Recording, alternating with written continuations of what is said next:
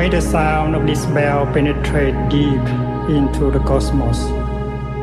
Even in the darkest spots, living beings are able to hear it clearly, so that all suffering in them cease, understanding come to their heart, and they transcend the path of sorrow and death.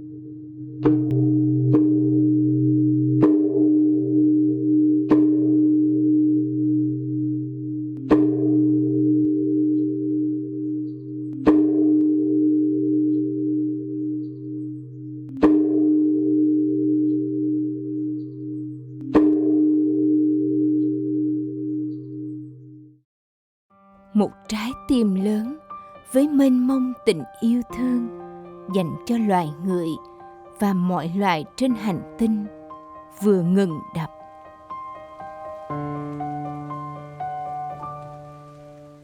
Tin đó truyền đi thật nhanh trên khắp địa cầu trong rạng sáng ngày 22 tháng 1 năm 2022.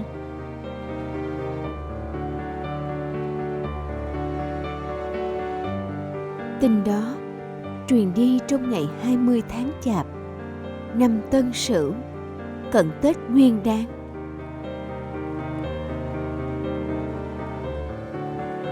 Tin đó đã làm chấn động hàng trăm triệu trái tim con người khắp 5 châu, 4 biển trong những ngày con người vẫn đang oằn mình qua đại dịch Covid-19.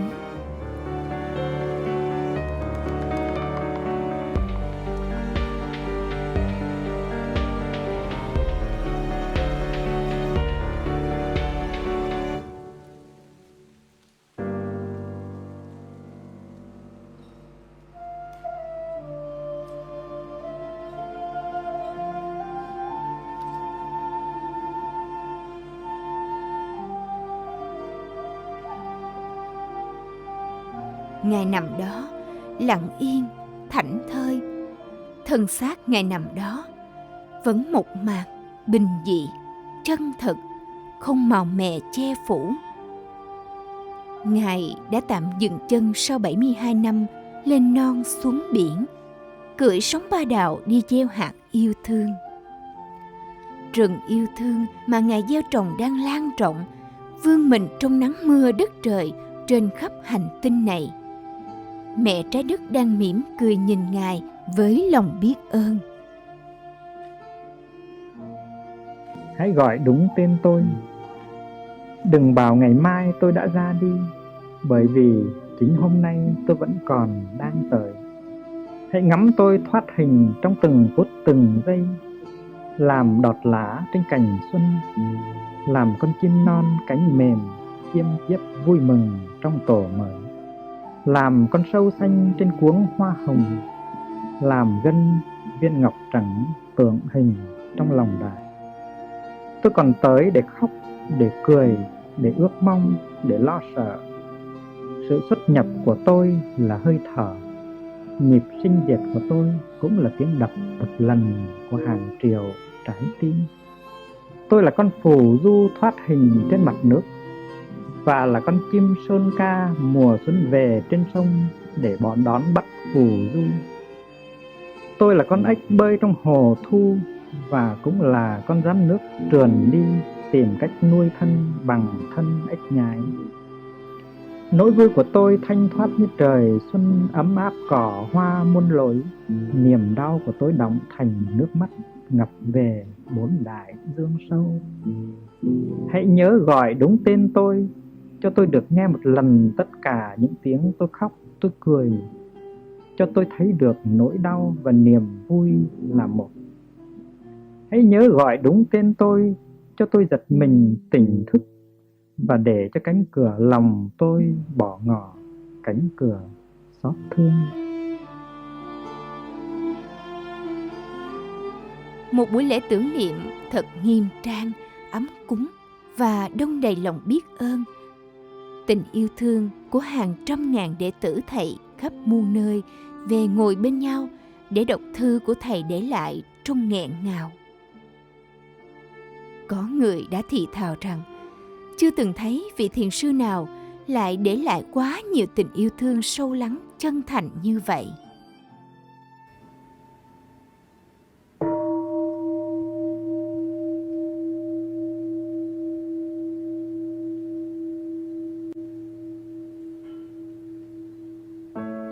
Thầy Pháp Ấn, một vị học trò lớn của thiền sư Thích Nhất Hạnh, được đại diện tăng đoàn Làng Mai đọc bức thư của thầy mình để lại như một lời dặn dò trao truyền sau cùng của thầy.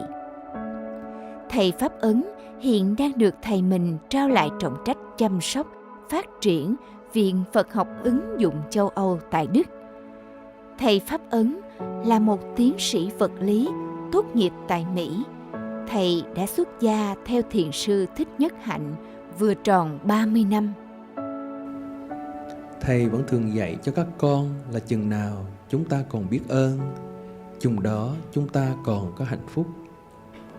Trong những ngày qua, Thầy đã thực tập biết ơn Bụt và Chư Tổ, đã cho Thầy một con đường tâm linh rất sáng và đẹp để đi trong suốt cuộc đời. Việt Nam là một đất nước đẹp, một giống người đẹp. Thầy rất biết ơn quê hương đất nước Việt Nam và gia đình huyết thống của Thầy đã sinh ra Thầy, và 2 năm trước đây, quê hương đất nước lại một lần nữa mở rộng vòng tay để đón Thầy. Để đón Thầy trở về. Sau bao nhiêu năm xa quê hương để hoằng pháp nơi xứ người, trong 2 năm qua, Thầy rất hạnh phúc được sống cùng với các huynh đệ và con cháu nơi chông tục.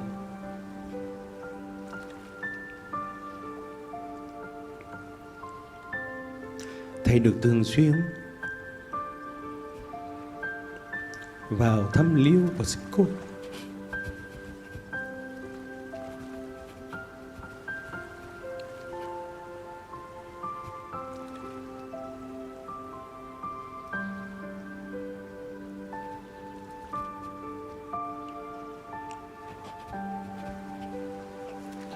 Cùng các con đi thiền hành xuống hồ Ban Nguyệt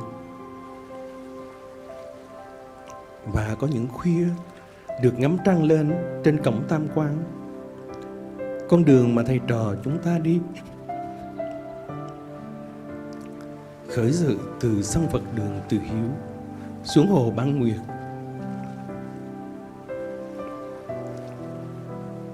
Quanh hồ Sao Mai, vượt cổng Tam Quan lên đồi Dương Xuân hay đi về Lăng Viện, những con đường ấy đã đi vào huyền thoại. Các con có biết là hạnh phúc của thầy rất là lớn không? Hạnh phúc của thầy rất lớn. Nhiều lúc lớn quá khiến thầy có cảm tưởng là thầy không đủ sức ôm được hết. Mỗi lần thầy nhìn các con làm thị giả chăm sóc cho thầy, lòng thầy tràn đầy yêu thương và thầy biết ơn các con rất nhiều, biết ơn một cách rất sâu sắc. Thầy nghĩ là thân mình nên làm mới 4 lạy của sự thực tập tứ ân, để sự thực tập ân nghĩa này trở thành 5 lạy của ngũ ân. Trong đó có thêm ân của các vị đệ tử, xuất sĩ, tiếp hiện, Phật tử cư sĩ cùng quý vị tân hữu đã giúp cho các vị tiền bối và thầy của mình thành tựu được công trình hoằng pháp độ sanh của quý ngài.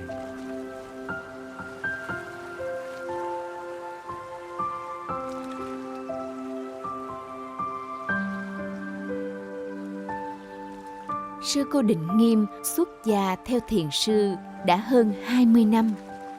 Sư cô là trưởng ban chăm sóc sức khỏe cho thiền sư trong thời gian thiền sư bị bệnh. Đặc biệt, sư cô là trưởng ban chăm sóc sức khỏe cho thiền sư trong 3 năm thiền sư trở về Từ Hiếu dưỡng bệnh. Sư cô đọc bức thư của tất cả các sư cô trong ban thị giả chăm sóc sức khỏe cho thiền sư với những bài pháp được học từ thân giáo của thầy mình. Sư ông kính thương của chúng con, sáng nay trời đẹp lắm, mát lắm. Nắng rất trong và không khí rất ngọt. Những bông hoa nức nẻ tím nhạt nở kín cả thảm cỏ trên mé đồi, từ Ni Xá Diệu Trạm dẫn qua chùa Tổ. Cứ mỗi lần bước chân trên con đường đất này, chúng con cảm thấy rất hạnh phúc. Hạnh phúc trong từng hơi thở và trong từng bước chân. Đi mà không cần tới, biết rằng sư ông đang có đó và mình sắp được gặp sư ông rồi. Chúng con đi thật chậm, thật bình an và đang thực tập những gì sư ông đã từng dạy. Chúng con có cảm giác sư ông đang nắm tay chúng con cùng đi. Mặc dù chúng con chưa bao giờ có được diễm phúc này như các sư anh, sư chị chúng con. Chúng con là những sư bé của sư ông. Trước kia, chúng con chỉ được biết sư ông qua sách vở và băng giảng. Chúng con biết sư ông ở xa lắm và chúng con chưa bao giờ dám mơ ước được gặp sư ông bằng xương, bằng thịt. Nhưng chúng con vẫn phát nguyện đi theo sư ông trên con đường sáng đẹp này. Thế rồi, ngoài sự tưởng tượng của mình, chị em chúng con lại có phước duyên được sống gần sư ông và phụ thị giả sư ông suốt hơn 3 năm trời. Nhớ ngày nghe tin sư ông sắp về chùa Tổ, chúng con cứ hồi hộp, cứ mừng thấp thỏm. Sung sướng biết bao khi được qua chùa Tổ chấp tác, dọn dẹp để chuẩn bị mọi thứ đón sư ông. Chúng con nhớ hoài không khí chùa chưa bao giờ đông vui như những ngày sư ông trở về. Đến lúc ấy, chúng con mới biết rằng mình có nhiều sư anh, sư chị lớn như thế. Các sư anh, sư chị lớn về thăm sư ông từ khắp nơi. Có những ngày chúng con cứ nấu cơm miệt mài mà cũng không đủ, vì số lượng những người thân quen đến thăm sư ông đông quá. Bận nhưng vui lắm, bạch sư ông. Từ khi sư ông có mặt nơi đây, không khí ở Diệu Trạm trở nên ấm áp hơn. Sáng tối, chúng con được nghe tiếng hô canh, tụng kinh, niệm buộc từ thiền đường trăng rằm. Có lần chúng con đang đi thiền hành gần đến thất lắng nghe thì thấy sư ông xuất hiện. Chúng con được đi theo sư ông với từng bước chân cẩn trọng, ý thức rằng mình đang đặt từng bàn chân trên đất thiêng, đi theo những dấu chân của chư tổ, của sư cố và của sư ông. Nơi đâu mà lại không in dấu chân của quý ngài và của sư ông, phải không thưa sư ông? Sư ông dẫn chúng con đi xem hồ Bán Nguyệt, nơi Điệu Sung ngày xưa hay ngồi gọt mít cho dì Tư, hay là nơi Điệu ngồi lắng nghe tiếng tụng kinh trầm hùng vang vọng từ chánh điện. Sư ông đã từng viết trong Con Nghé Nhỏ Đuổi Chạy Mặt Trời rằng chừng nào chúng con về, sư ông sẽ dẫn chúng con đi xem khắp những ngõ ngách nơi sư ông đã từng sống khi còn là một chú điệu. Và sư ông đã không quên lời hứa. Chúng con đi bên cạnh sư ông và chúng con tin chắc rằng dù 20 năm, 30 năm, 100 năm và hẳn là nhiều hơn thế nữa, sư ông cũng giữ lời hứa đưa các sư em của chúng con dạo chơi khắp mọi ngóc ngách chùa tổ. Lại có những ngày đẹp trời, chúng con được dạo chơi với sư ông quanh cốc, được đẩy xe cho sư ông, được hát cho sư ông nghe và ngồi quay quần quanh sư ông.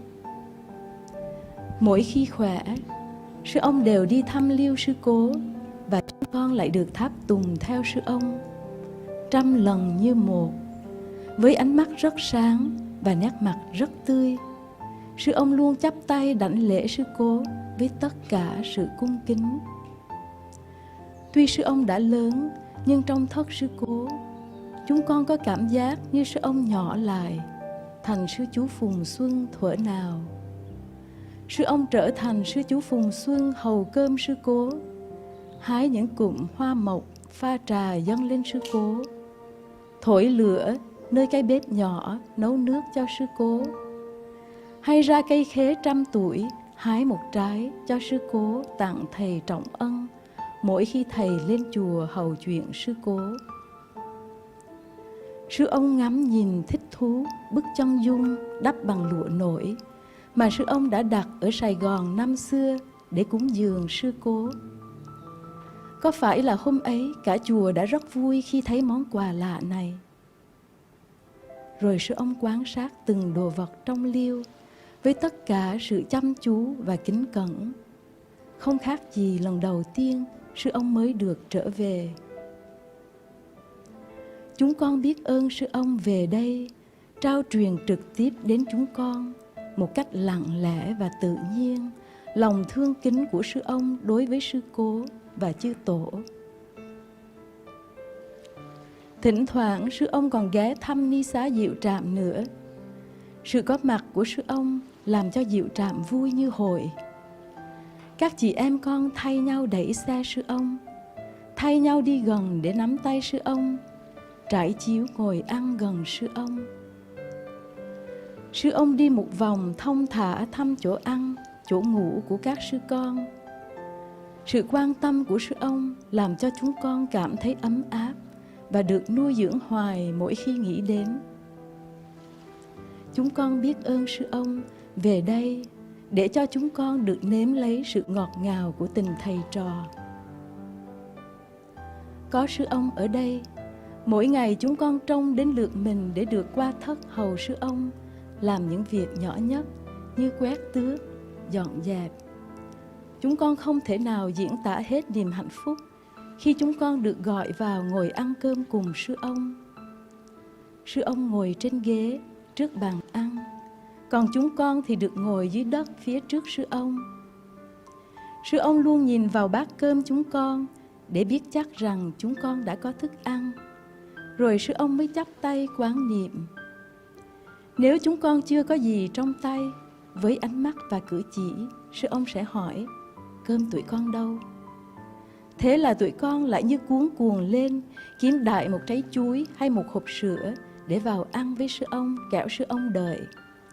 Sư ông không bao giờ chịu thời cơm trong khi các sư con không có gì ăn. Chúng con biết ơn sư ông đã về đây dạy chúng con biết trân quý và học cách bồi đắp tình huynh đệ, nghĩa thầy trò một cách bền bỉ. Chúng con xin đảnh lễ sư ông giữa lòng đất tổ đình Từ Hiếu với tất cả niềm biết ơn sâu xa của chúng con. Các sư bé nhỏ của sư ông.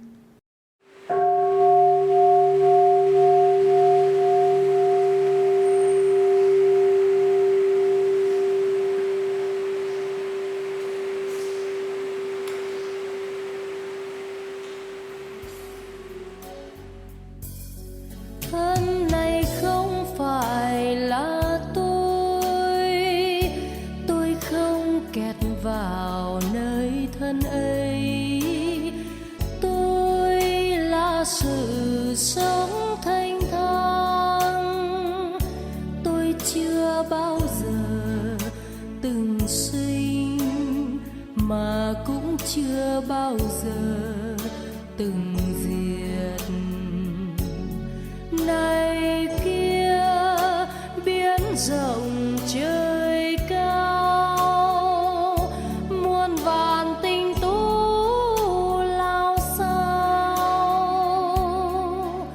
tất cả đều biểu hiện tôi từ nguồn linh tâm thức. Từ muôn đời tôi vẫn tự do. Cửa ngõ ra vào,